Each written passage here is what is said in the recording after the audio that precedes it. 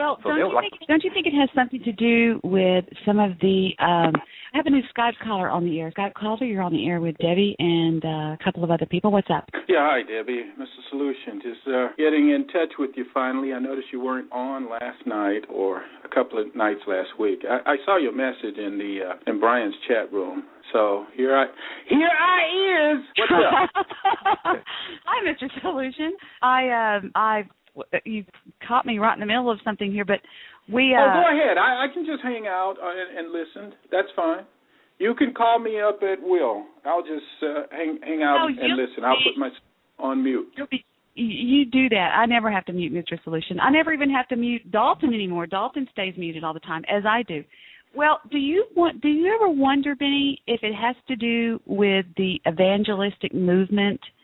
Because I have mixed emotions about evangelists. And by evangelists, you know what I mean, right? Yes. My father used to call them praise God and send money. It was people that used the Bible and Christianity and religion as a way to make a lot of money. Do you have anything about that in one of your books that you've written, or? Well, actually, I go into the origin of how tithing surfaced in the church to begin with, because the early church did not practice tithing. They walked in the truth. And the way tithing entered the church was about 4 or 5 centuries after the completion of the Bible. The Catholic Church, they ran into a lot of money problems. They had a lot of building projects, and they had expanded and created a lot of expense. Well, they needed money, so they came up with this idea of twisting the scriptures and telling people that you are obligated to pay God 10% of your income. Now, even when the Protestant churches during the Reformation, when they got rid of a lot of the false teaching that the Roman Church brought into Christianity under Constantine, they didn't get rid of everything, and one of the things that they clung to was tithing, because that's money. And there are 2 things about people that I'm sure you are aware of. People are not quick to give up power, and they're not quick to give up money. They'll fight you tooth and nail for those 2 things. And there are other things, too. But just offhand, those are 2 things people will not just readily give up. And they'll compromise to hold on to both of those items, power and money. So that's a little history. That's how tithing got into the church. I'm not going into the full details about it, but I'm kind of giving you a quick snapshot of how tithing actually got into the church. The early church did not practice tithing. It came about later. Interesting. I just looked up the word tithe in Bible Gateway, and it's only mentioned in a few books. It's not. I don't believe it's mentioned even in the New Testament. Interesting. Yeah, it's rarely mentioned in the New Testament. Anytime people talk about tithing, I think you're right. I hate to interrupt you, but I think you're right, Benny. I think the only way it's mentioned in the Bible is just as a measurement, like in Malachi 3. Yeah, Malachi 3 verse 10 says, "Bring the whole tithe into the storehouse, that there may be food in my house. Test me in this, says the Lord, and see if I will not throw open the floodgates of heaven and pour out as much blessing that there will be not room enough to store it." Now, I don't know, I'd have to look that up, and then Malachi 3 verse 8 says, "But you ask, how are we robbing you? In tithes and offerings." I didn't read the full context or the text, but it's interesting. I've never really studied this before, but that's interesting. The book of Amos, chapter 4, verse 4 says, for the last one, "Go to Bethel and sin. Go to Gilgal and sin yet more. Bring your sacrifices every morning, your tithes every 3 years." So, let me address a question, a comment in the chat room real quick. IWS Radio, he said that tithing first appeared with the introduction of Abraham. Well, that doesn't contradict what I said. I said that tithing first appeared in the church. Abraham wasn't the church. So my statement was about how tithing got into the church. Abraham was not part of the church. That's pre-church. So, sometimes people will read comments in the chat room and they will misconstrue things. So I try to make sure that doesn't happen when I can. I don't always watch the chat room, but when I catch something, I try to comment on it if I think it'll throw people off. Mr. Talk in the chat room says, "Hi, Mr. Solution," but he says Mr. Solutions. Hello. Hello to Mr. Talk. Hey, I have a comment on tithing if you're taking those. Absolutely. Speak right up. Yeah, the gentleman is correct. Tithing is an Old Testament requirement. And tithing, by the way, and you notice this sleight of hand, tithing was with respect to their produce. They were an agrarian society. It didn't have to do with money. And, like the gentleman said, I was looking for I did a course on economic viability or economic solvency. And it talks about the importance of money. So the church oftentimes the church lays a guilt trip and upon the parishioners to tithe, because they know the parishioners are usually stupid. They don't read the Bible, so they look to the pastor, and this is all ethnic groups. They look to some more than others, but virtually all ethnic groups. They don't know the Bible, so the pastors often, they either want money to expand their empire or to I'm going to say unjustly enrich themselves. And so they have to put that, the word tithing means tax. It means tenth and it means tax. And the New Testament, however, which started in Acts, I believe Acts chapter 2, and Paul points out that a person should give the way they intend in their heart. In other words, I think the King James says that a person should give the way they purpose in their heart. And like I say, money is an easy thing for pastors who are usually in a position of authority to guilt the parishioners into turning over to them. Now, the other thing, if you look in the Old Testament, Moses, he put an end to how much they should give. In other words, when they were building the temple and all the temple artifacts, he asked the people for donations of gold and silver and stuff of that sort, and they gave. But at a certain point, Moses says, that's enough. We have a sufficient amount. And I guess my point there is that the church and many ministers never get enough. They're like hell itself. They're never full. And so the other thing is that the church could be a place that produced money. If they had wise investors, they could take that money and actually increase it to be more of an aid to the people who need it. And a lot of times parishioners who tithe faithfully can't get anything back from the church. I've heard that complaint many, many times. And just one other thing, when I have spoken to pastors about this, and I do this somewhat frequently, they have said, yes, I agree with you. Tithing is not a New Testament requirement. However, if we didn't do that, the people wouldn't give. And I said, but that's a separate issue. Exactly, that's a separate issue. Yeah, that's a separate issue. But you see what I'm saying? They're saying, well, yeah, I know we shouldn't be doing this, but we've got to do this because this is the only way that we can get them to give. So anyway, but they know that the parishioners will not study the scriptures. They won't be informed for themselves, and therefore they're easy to manipulate. And you point out something very important, Mr. Solution. People often try to use diversionary tactics. For example, when you're talking about tithing and the discussion is whether or not tithing is biblical, they would try to switch the conversation over to, well, the church needs money. Well, when you start debating that, we're wasting time because we don't disagree that the church needs money. We know the church needs money. The question is, what's the biblical way? What are the biblical instructions for collecting money? And the Bible gives us those instructions, and it's not tithing. Tithing contradicts those instructions. Well, yeah, it puts you back under law. And his heart. Yeah, exactly. And Christians are under grace, unmerited favor. Exactly. And yeah. So they but the reason they do that, remember, the ultimate critiquer of the pastors has to be the parishioners. And if the parishioners are sheeple and stupid, which they shouldn't be, I mean, it's okay to start out stupid, but you shouldn't end up stupid. And so they just take advantage, because a lot of pastors, and I've really, gone in depth in this, a lot of them wouldn't even go into the ministry, but for the money. In fact, they're not even believers. A lot of them are hirelings. They're just in it for the money. And a lot of pastors, they have established such a dominance over people that they are like little dictators and little tyrants, and no one and dare challenge them wherever they say go. So they tell people you're going to pay your tithe, and they intimidate people. They use guilt. They'll go to Malachi and they will say with a thunderous voice, "Will a man rob God?" And when they roar like that with that thunderous voice throughout the pulpit, people sit there and shiver and say, "Oh no, I want to rob God." And then they come back with something else. They say, "If you don't pay your tithe, you're under a curse." Right, but had you finished? No, go ahead. Thanks. Well, as well as I do, context. God is not speaking to the church. He's speaking to the nation Israel. And by the way, they were under a theocracy. We are not under a theocracy. I discuss this all the time. In fact, I was chatting with a pastor dealing with the purpose-driven life, and we were talking specifically about, the Bible deals with extreme poverty. In some cases, like take, for example, Lazarus. Lazarus was extremely poor. See, they didn't have a social safety net.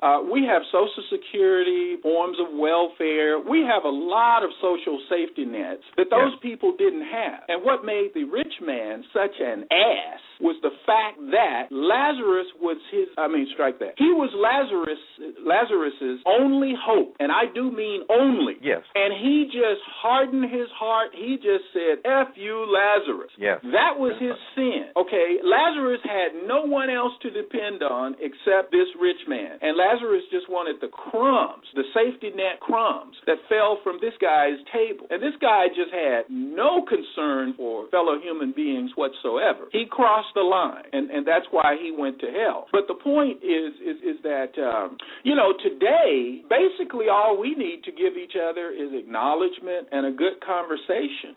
We don't need food from each other.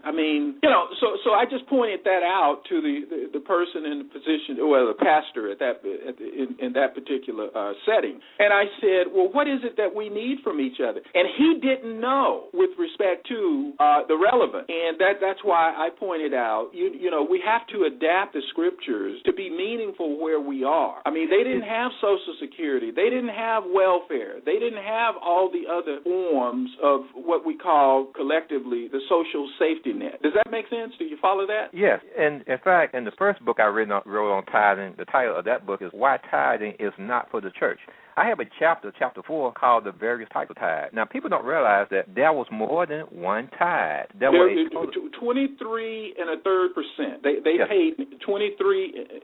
I counted it up. I did a calculation. This was years ago, but go ahead. Yeah, there were a total of 4 different types of tithes. Now, the priests, they had to pay a tithe of the tithe. It was a burnt offering. Now, if you want to call it not the congregation, the tribes that were not of the tribe of Levites, they had to pay 3 tithes, and that 3rd tithe was a tithe they paid every 3rd year that went strictly to the poor. That didn't go to the Levites. Okay, but now let me ask you this, because it's been a while since I studied this. I'm just coming in here sort of cold. The Levites did not receive any land. Okay, no, they were the priestly tribe, and they received the tithes. In other words, they lived off a portion of the tithes submitted by the rest of the tribes, correct? That's correct. They needed the tithe for their livelihood because they had to go through various rituals and sacrifices which require animals. Right, also, and they didn't have land. That's the other important thing. They were not given a portion of land because everything the other tribes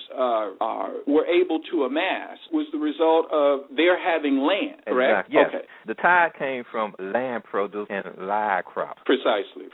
So the priests who had none of those possessions, they depended upon the other tribes in order to carry out their livelihood, which meant performing the various rituals and sacrifices, and also they had to eat just like everyone else. That's right. Now, do you deal with the term collectively known as theocracy? Yes. Okay, all right. And in fact, let me give you an example of that. See, we make things convenient. Everyone had to bring their tithe to the temple in Jerusalem. You didn't tithe at a local place. So we claim we want to follow the example of Malachi 3:8-11. If we're going to follow that example, we have to set up a central place in the United States and inconvenience everyone by having them bring their tithes. If you want to set up in live in Washington, D.C., Denver, Colorado, New York, or wherever, everyone will have to do that to follow this example, because everyone brought their tithes to Jerusalem. They didn't, we make things convenient. Just tithe at your local church. Well, they didn't tithe locally. If you were far away from Jerusalem, you had to journey to Jerusalem to pay your tithes. See, we claim that's our example. We claim that's the model, but then we just go along and make up our own rules. We apply it to money instead of crops and livestock. And this is another little neat trick that people like to play on people. They say, well, they didn't have currency, they didn't have money back during that time, so crops and livestock was their money and currency. That is a huge lie. They had money back during that time. They had money as far back as Abraham. And I document all that in my books. I bring out all the lies. I expose the lies that people who promote tithing have been telling people. I bring out facts that they have suppressed, that they have hidden from people, because if people gain knowledge of this truth, first of all, they'll be set free, because they have people under bondage. People are literally frightened that they are under a curse, and that they're robbing God. They're made to feel guilty because these leaders in the so-called church just keep telling them lie after lie after lie, because they are teaching a heresy. And when you teach a heresy, you're going to have to lie. They told so many lies. As I said, one of my book titles, Tithing Promoted Big Lies, the subtitle, Over 250 Lies Revealed. After I listed over 250 lies, I could have listed more, but I just stopped because they keep adding more and more lies. But as they add the lies, I could add more if I wanted to, but I made my point. The two books that I have authored, I make a solid, ironclad case. Believe me, they do not want people to know this information, because if people got wind of this information, they're busted. They'll have a lot to explain to do. And really, the burden of proof is on them. See, the burden of proof is not even on me. I don't have to prove that tithing is not for the church. They have to prove that tithing is a requirement of the church, and they can't do that. Because, see, they shouldn't be running to Malachi. That's to the ancient Israelites. That's not to the church. If I can just step in here for a second, Benny, I think that a lot of the preachers in the churches and a lot of the evangelists, they rely on the scriptures that talk about if you sow seeds, you will reap a great reward. And I've seen and heard many of them that actually tell their followers, the more money you give, the more blessings that you will receive. And I think that's kind of sad.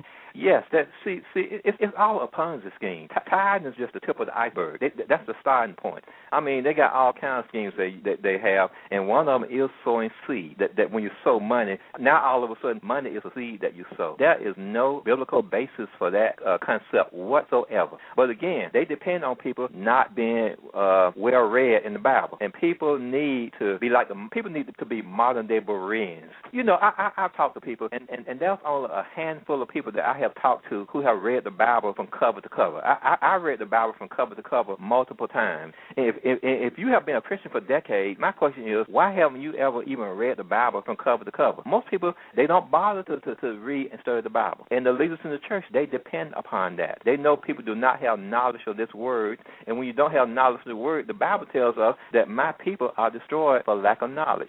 And see, people are being destroyed financially because these leaders in the church, they will suck every penny out of you. They don't care about people. In my book, I put some incredible stories and statements that are made. I mean, I heard one, I even tell his name. He made the statement. Bishop Clarence McClendon, he said, if you will sow a seed on your credit card, if you don't have the money, just put it on your credit card. Go in debt. He said, the Holy Spirit told me that God will see to it that your credit card is paid off within 30 days. Now, the Holy Spirit didn't tell him that. God didn't tell him that. But that's another trick they use. They tell people, the Holy Spirit told me such and such. And if people are convinced of that, they'll believe them. They'll believe that's from God. And at that point, they have them. So be careful about someone always saying, the Holy Spirit revealed this to me. Mr. Talk just dropped a link in the chat room that says this. Listen. 2 Corinthians 8. And now, brothers and sisters, we want you to know about the grace that God has given the Macedonian churches. In the midst of a very severe trial, their overflowing joy and their extreme poverty welled up in rich generosity. For I testify that they gave as much as they were able, and even beyond their ability, entirely on their own. They urgently pleaded with us for the privilege of sharing in this service to the Lord's people. And they exceeded our expectations. They gave themselves first of all to the Lord, and then by the will of God also to us, So we urge Titus, just as he had earlier made a beginning, to bring also to completion this act of grace on your part. But since you excel in everything, in faith, in speech, in knowledge, in complete earnestness, and in the love we have kindled in you, see that you also excel in this grace of giving. I am not commanding you, but I want to test the sincerity of your love by comparing it with the earnestness of others. For you know the grace of our Lord Jesus Christ, that though he was rich, yet for your sake he became poor, so that you, through his poverty, might become rich. That was a link dropped in the chat room by Mr. Talk. What do y'all think about that? Again, that's talking about free will giving. Those people gave generously, but they were not compelled to give. See, when you talk about tithing is a predetermined amount. You do not get to decide. The amount is already decided for you. They say it's 10%, although it's really not 10%. That's another lie that needs to be dispelled. A tithe is really not 10%.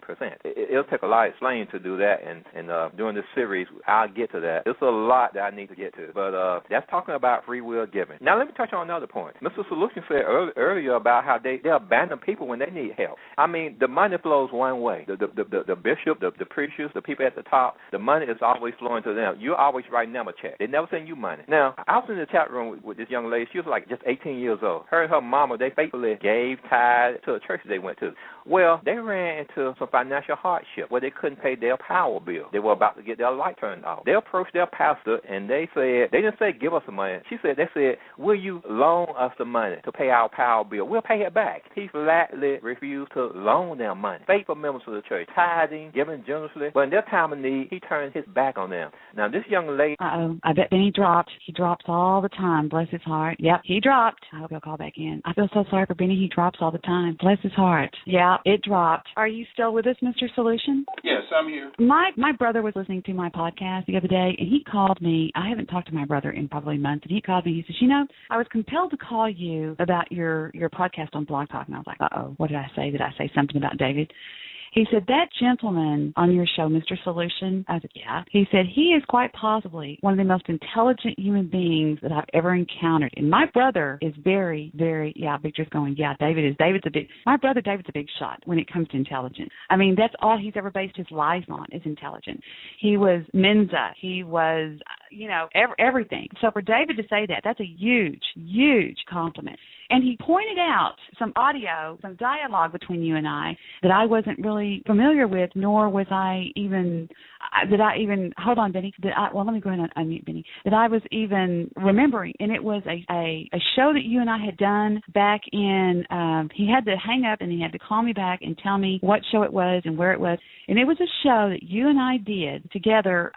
You just randomly called in. I was actually talking to Jake, and it was done March 14th of this year. And he said, if you get a chance, listen to when Mr. Solution calls in and the dialogue between you and him. And he said, Deborah, that's some of the most intelligent dialogue that I've heard between two people in a long time. And I was like, wow, really? That was yesterday, by the way, when he did that. Yeah, well, thank David. And even I think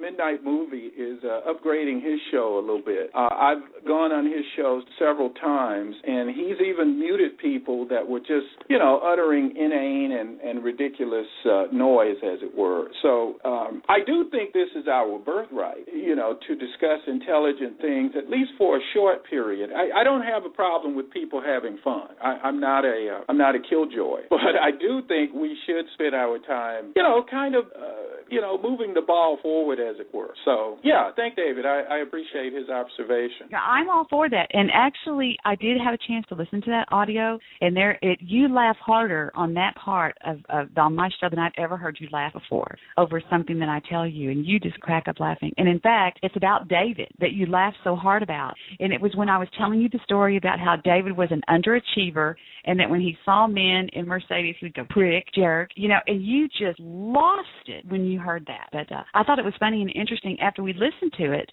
Victor and I, we were like, that's interesting that David would say something about that show, because it really wasn't that flattering to David. But it is true what we talk about. We talk about money and how you make a lot of valid points saying that people cannot be happy if they don't have money. And it's just really interesting. So if anybody, I don't even know if it's on my archive. It might be, but the March, as I said before, the March 13th show that we did, that you called in on. You just randomly call in. Jake is yeah, on I don't remember the particular show, but I trust your word. Look here, this is relative to money.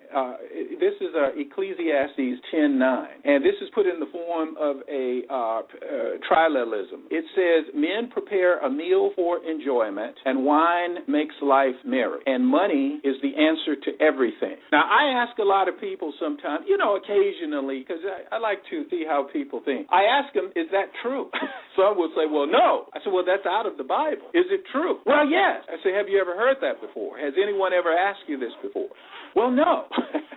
But that's what it says right there, and it is proving a point. This is Solomon, by the way, Ecclesiastes. Men prepare a meal for enjoyment. Is that true? Yes, that's true. And wine makes life merry. When you drink wine, don't you get more jovial? Yes, you do. And then he says, and money is the answer to everything. And I think the next time we do, now, my son and I, my BTR son and I, really came to a phenomenal agreement. Now, I've always agreed with a lot of the things he said. He just never listens long enough to know it. But there was a gentleman that came on the other night. I believe he was back east, New Jersey, somewhere. And he was doing a lot of talk, a lot of information. I don't know if he had known Brian, but Brian doesn't care. I don't think Brian would care if slavery slavery of blacks and genocide of the American Indians. I'm just going to say this now. He could correct me if I'm incorrect, if he's honest. I don't think it would bother him one whit if that were still going on. I think he's just that callous of a human being. But nevertheless,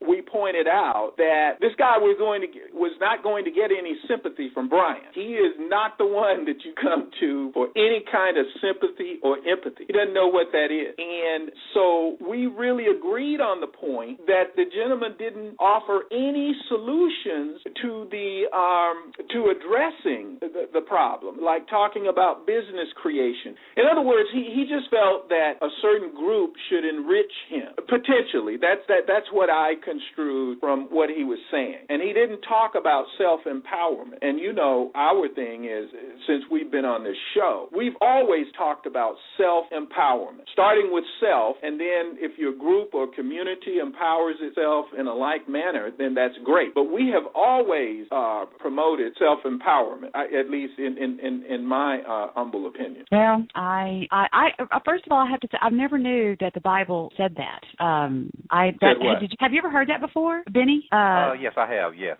I'm very familiar with that verse. Did you say I have another one for you that's just as good. Did you say Ecclesiastes 7:12? For wisdom is protection, just as money is protection. Well, that is true. I mean, I just wish you guys knew what we were talking about that night on the show. It was wild how we talk about the importance of money, and it is important, and it's not important to people that don't have money, and they want to make fun of people that do have money and say, oh, well, they just think that money's important, but it is.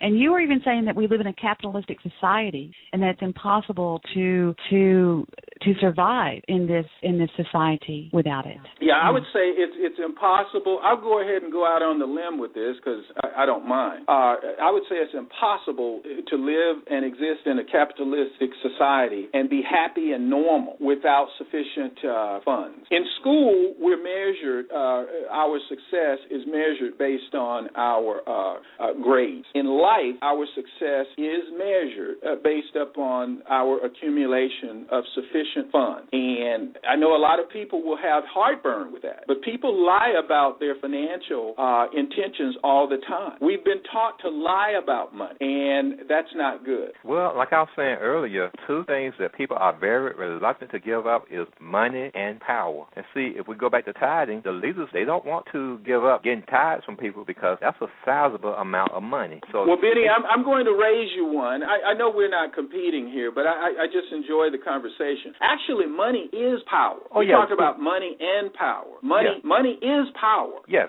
I mean, there are different types of power. You can have power because of authority. For example, a policeman has power. Doesn't have a lot of money, but he has the power to throw people in jail. And I don't like that. I hear what you're saying, but you've got to understand the police has the taxing power of the city and the authority of the city, which derives its power, by the way, from the citizen. So there's always money connected to someone's power. I don't think you can give me a real example of power where there's no money. It's pretty hard to find anything that's not rooted in money. So all right, there you have a point there. Yeah, money has to back up pretty much everything. But the shameful thing about that is that they are willing to compromise. They're willing to push the truth aside for the sake of money. And the Bible warns us about the love of money. There's nothing wrong with money. See, a lot of people, they misquote that scripture and they say money is the root of all evil. That's not quoting the scripture accurately. The scripture says the love of money is the root of all evil. And also, if you have a lot of money, the Bible requires that you distribute it. In the book of Timothy, chapter 6, 1 Timothy chapter 6, it says those who are rich in this world good, charge them to be ready to distribute. Now, the political philosophy of people today, it really contradicts a lot of things that Jesus talked about in the Bible. Jesus, he was always saying, give to the poor. Well, we call that socialism today, and Christ himself would probably be labeled as a socialist. But go back to the tithing system. As I pointed out, they had a 3-year cycle, and if you add those tithes up along with, they had a mandatory offering called the first fruits. A lot of people mistake that for a tithe, which is not. But it was a mandatory offering. When you add that up, the tithing over a 3-year cycle was approximately, it was close to 25%, somewhere in that area. But for the first 2 years, they had to pay 2 tithes, and for the third year, a third tithe kicked in strictly to the poor. So even the tithing system itself made sure that the poor were taken care of. So, and then when Jesus came along, even under grace, Jesus always preached, take care of the poor, give to the poor. He always had that concern about the poor. You know what? If the church was really taking care of the poor like it should, we could get the government out of it. The government wouldn't have to get involved with the social welfare programs and the food stamps. And the church has plenty of money. The church could easily take care of that. Like Mr. Solution said earlier, if the church would wisely invest that money, a lot of money is squandered in the church. It's not being invested wisely. The church could set up funds that could just take care of everything. Scholarship for the students, food banks, you name it. Everything could be taken care of with money to spare. But the money is just squandered on all sort of, extravagant. It's getting so everyone wants to have a private jet. Everybody want to live in $10, $20 mansions. Everyone want to drive the most expensive cars, Bentleys, Lamborghinis, Rolls Royces. They want to buy the most expensive clothing, the jewelry. They want when they travel, they have to stay in the 5-star hotels. It's a waste of money. Benny, I have another observation. When you get a moment, say when. Oh, go ahead. You can step in.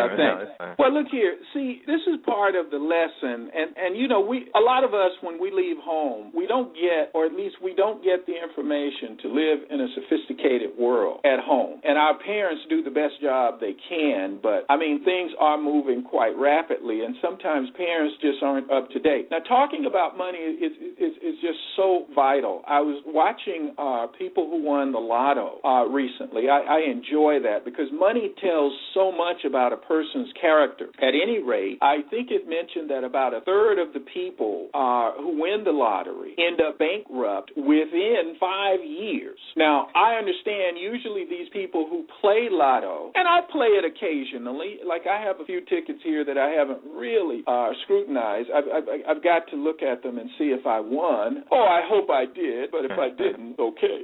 The thing is that these people who often play lottery have never had any money. So when they come into money, many of them end up in more trouble, after their winnings, if you can believe that, because usually money is the most difficult thing for people to acquire. Robert Kiyosaki talks about financial intelligence, and he talks about the lack thereof. Mm-hmm. And a lot of people, I give a rule, Benny, I just ask people to go on the honor rule before you offer any advice. And people are scared of this.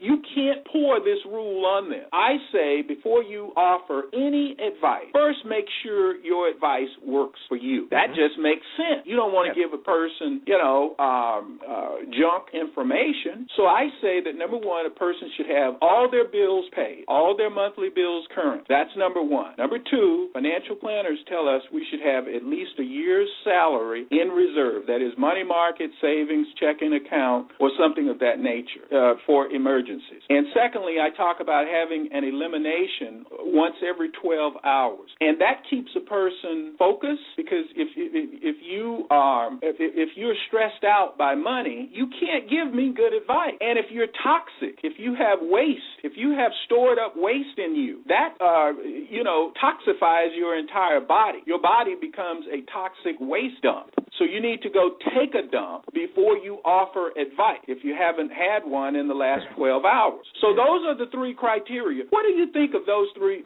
criteria, Benny, for people who offer or would offer advice? That sounds like sound advice to me.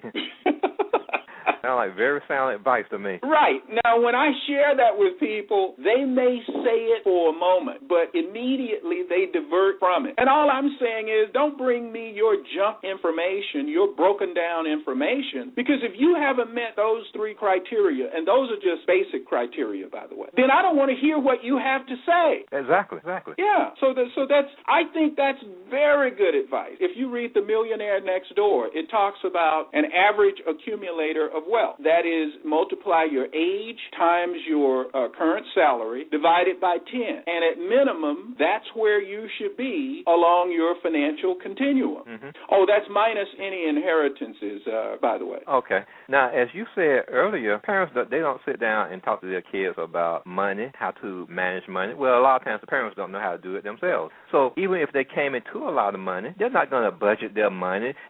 First of all, they're going to think, I can't possibly spend all this money. And not only do they spend all of it, they go deep into debt, because once you get a lot of money, the wolves from the credit card companies, they're going to come out offering you credit cards with these huge monster limits on it, and you're going to start spending money on your credit cards. You're not going to manage your credit cards. You're going to spend everything, empty your account. Now your accounts are empty, and your credit cards are maxed out.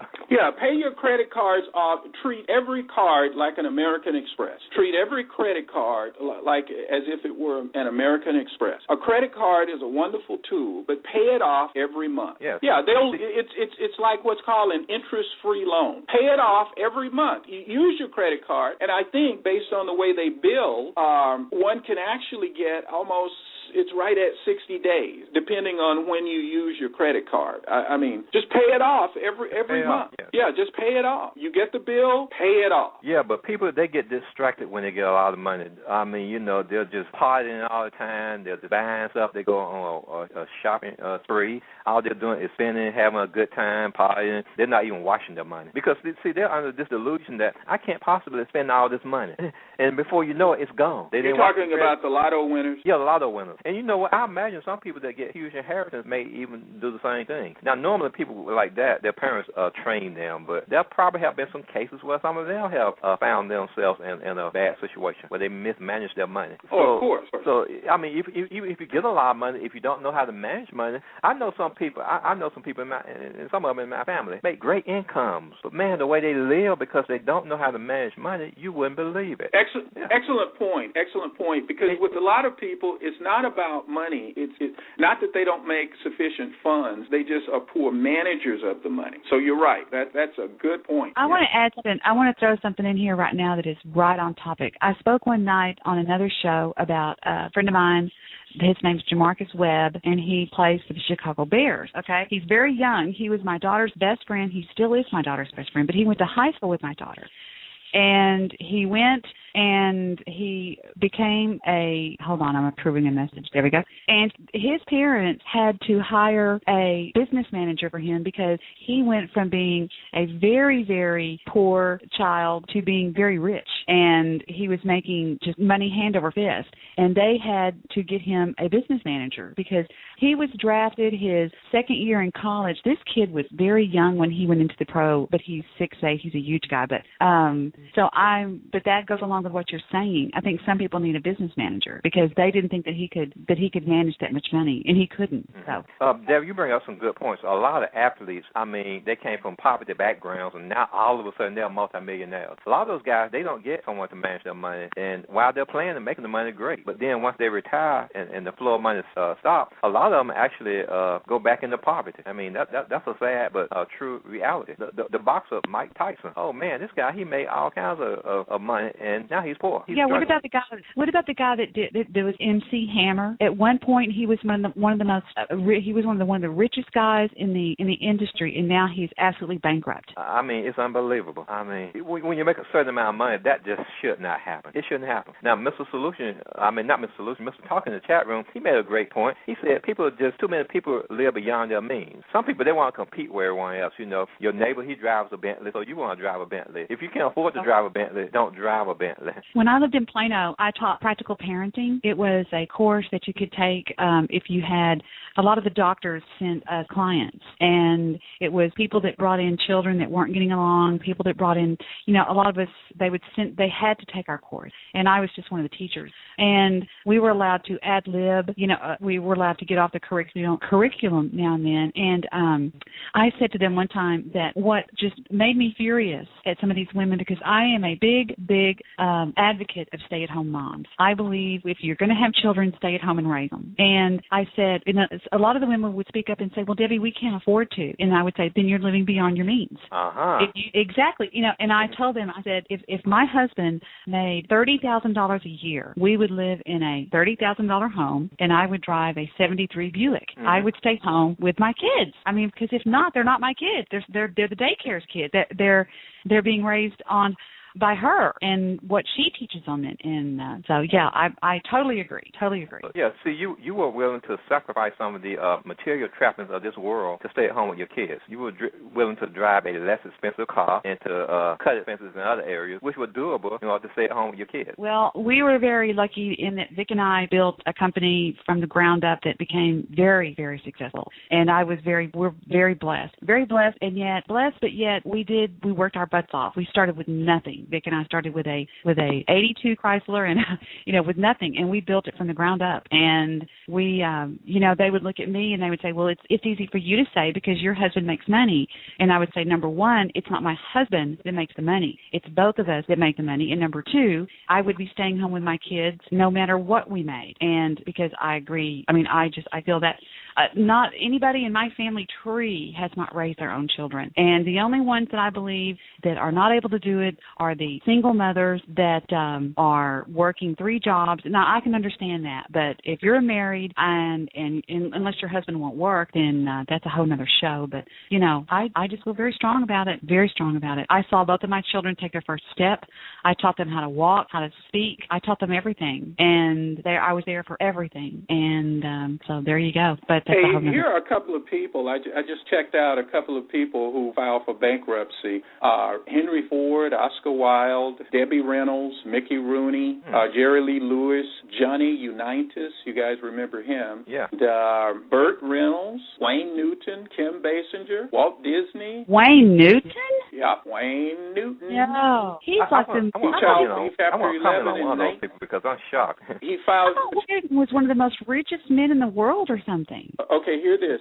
According to this report here, he filed for Chapter 11 bankruptcy in 1992, listing more than $20 million in debt. Whoa. And Walt Disney, Larry King, Donald Trump, right? Larry King filed for bankruptcy? That's what it says. Larry King, talk show host, filed for bankruptcy in 1960 and then again in 1978. So he did it twice. Wait a minute, Larry King filed twice? He said each time that he was deep in debt or deeply in debt. You just never know. George McGovern, Anna Nicole Smith. So there's quite Zsa Zsa Gabor. There's quite a litany here. I was going to say I was shocked at John Unitas, but I'm really shocked at Larry King, and twice. Cyndi Lauper, Lynn Spears, that's the mother of Britney Spears. She filed in 1998. Wow. Yeah. So, but, stars, they just live profligate lives. Now, the reason I was going to say I'm shocked about Johnny Unitas, those of us who know about sports, we know that quarterbacks are very intelligent. There may be a few that are not, but for that position, you have to be a very intelligent intelligent person. So listen to what it says about him. Johnny Unitas, legendary Hall of Fame football quarterback, was a great athlete but a terrible businessman. Each of his business ventures, including bowling alleys, land deals, and restaurants, was unsuccessful. He filed for Chapter 11 bankruptcy in 1991, and it says other football players who filed for bankruptcy include Tony Martin and Lawrence Taylor. I can't say Lawrence Taylor surprises me, to be honest. Yeah, but you know, the thing of it is, I notice, I think it's MSN or a couple of these, I have them as my, of course it's not working now, as my, I guess, homepage. And they talk a lot about finances. They talk a lot about health, too. You know, how the rich live, how to invest your money. Mm-hmm. And that's a whole other form of intelligence. I highly recommend Robert Kiyosaki's book, Rich Dad, Poor Dad. And if you want to move up from there, The Millionaire Next Door, that's by Robert that's two economists. I forget their names right now, but The Millionaire Next Door. They made a lot of money off that book. They became millionaires. And another one is the Napoleon Hill, Think and Grow Rich. So, yeah, those are some good books to peruse. You know, I just realized something else. The church could teach people how to manage their money. That's something that the church could do. And Christian schools, why not have courses on money management? That's vitally important. It's important for enough for them to think about, training people and teaching people about how to manage their money. And of course, that's true. That's true. But I don't think that would be in our pastor's best interest, though. Well, yeah, it wouldn't be in the interest of those whose agenda is not a godly agenda. Because what would happen, I think, is that would ace them out. And by the way, if you look at if people, and I'm talking about, race is self-ID, and I always say there's no such thing as race, just one race. But people like to use that, especially those who are more divisive. But the ministers, the Black American ministers, got that from Kenneth Hagin and Kenneth Copeland. Those are the fathers of that tithing garbage and this, I call unjust enrichment. Yeah, they're the father of the prosperity teaching and of this hyper faith, where if you have enough faith for anything, you can just grab it with your faith. Yeah. Now, one of the problems with some of the conservatives is that they will only criticize the so-called name it and claim it people who mainly money. It's money and healing. They deal with those two issues the most. But if we just deal with the one, let's say just segregate money, for example. And I have spoken to people, who argue the other side. And I say, well, why don't you teach the balanced approach? You say that the name it and claimers or the hyper-faith people are doing it the wrong way. I said, why don't you teach about money the right way? And, of course, you get the blank stare and the silence. Oh, yeah, like the deer in the headlights look, Yeah, so that tells me that some people only know how to criticize. They don't know how to offer solutions. They've never thought of the other side. No, they so haven't. that was very interesting to me when I used to, and that works every time. When you hear someone blaming a name it and claimer, and I agree with them, those guys are, they're off the deep end, on the money acquisition. They're greedy. In other words, they're greedy. But what about teaching a balanced approach? No one does that. No one does that. And see, the thing about these guys who teach this false prosperity gospel, they don't practice what they preach. They're always telling people, oh, you need to sow large seeds into ministries. They're always on the receiving end. Why is it that they never, if what they tell you is true, if just giving money will cause huge sums of money to come back to you, why don't they send us some money? There's no risk involved if what they say is true. Just start sending money out to people. Because according to them, when you send money, when you give money, you're going to get it back, multiplied. But they tell us you do that, but they never have to do it. That's right. Now, Vinny, you know the answer to that. Now, I know you're kidding. The thing is, let me just, I put it in just a short aphorism, as it were. I say that oftentimes those ministers, the prosperity ministers, they give you an immaterial God while they worship a material God. So, in other words, you are their, opportunity for money acquisition. But then they tell you God is your share. Oh, okay. But God is not their share. You are, because they get their money from you. Yeah. And they tell you to get your money from God, right? Right. It's a scam. Yep, it's a Ponzi scheme. It's a complete scam. And only idiots, those mindless, bug-eyed, bloated cheek idiots that sit around and listen to that garbage. I know. And I have heard the example you gave. If I had a nickel for every time I heard that, and you said that they were asking to borrow the money, not received a gift, as it were. Yeah. Although they had put a lot of money in over the years. And what did the pastor say? No. Then no, forget it. That'll teach him. That'll teach him. And see, when this young girl got involved with a cult, I couldn't give her examples in the church. What I had to try to tell her was that don't put your eyes upon people who say they're Christians. I said keep your eyes upon Christ, because he would never treat you that way. Now, wouldn't it have been great if I could have pointed her to some good examples of people who help people and treat people right, and especially her own pastor? But I couldn't do that. We don't have enough good examples, and it's turning people away from God, and they don't care. This pastor, apparently he just didn't care. And then that was another case where two young ladies came by my house. They were Jehovah's Witnesses, but I talked to them. I mean, because talking to them no harm. They can't force me to join their church, which I'm not interested in doing, but we still had a pleasant conversation, and during the course of the conversation, I turned the conversation toward tithing. I wanted to know what their church position was on tithing. To my surprise, they said their church did not believe in tithing. Now, they told me something else. They told me that before they came to see me, they had just left the home of an elderly lady, and they said this elderly lady, she was about to get her light turned off, and then they said that she said her pastor was coming by with an envelope. Now, it's not what you think. He wasn't coming by with an envelope with money in it or with a check in it to pay her power bill and to help her out. He was bringing the envelope that sit on the back of the pews, which has tithes and offerings written on it. Now, she was probably sick and couldn't make it to church. So this guy wanted the money so bad, he said, I'll go to her to get the money to collect the tithes and offerings. That's what we have going on in the so-called church. That kind of callous, cold-hearted, greedy attitude. I mean, an elderly lady on a fixed income, struggling, about to get her power cut off, and he's coming by there to get money, and not to help her out. And like you said, Mr. Solutions, you have plenty of stories that you could tell about similar things. They don't wake up until that slaps them in the face. And like I say again, it's just a game. And I would say what real intelligent people do, it's called a life course.